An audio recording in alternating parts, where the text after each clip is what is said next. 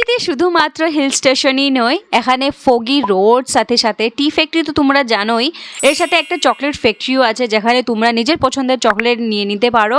এর সাথে তোমরা চকলেট পুরো প্রসেসটাও দেখে নিতে পারো, কিভাবে এটাকে ফলটাকে শুকানো যায়, কিভাবে এই সিডসগুলো বের করা যায়, কিভাবে এটাকে পাউডার বানিয়ে এটাতে চকলেটতে কনভার্ট করা যায়।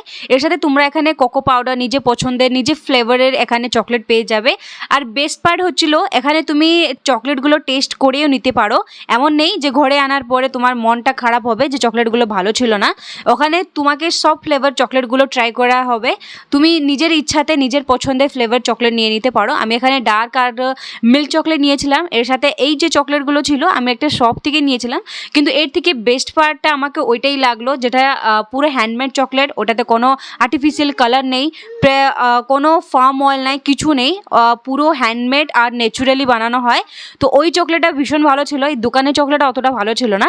এর সাথে আমি অর্গানিক এই গ্রিন টিটাও নিয়েছিলাম, যেটা কোনো কালার নেই, পুরো ন্যাচুরাল। এটাকে পুরো ভালো করে ওয়াশ করে দিয়ে ড্রাই করানো হয়। এর সাথে তুমি গরম জলে দিয়ে একটু মধু আর লেবুর সাথে খেতে পারো। আর এই কোকো পাউডারটার জাস্ট স্মেলটা অসাধারণ ছিল, যেটাতে স্মেল করতে তোমাদের মন প্রাণ ভরে যাবে।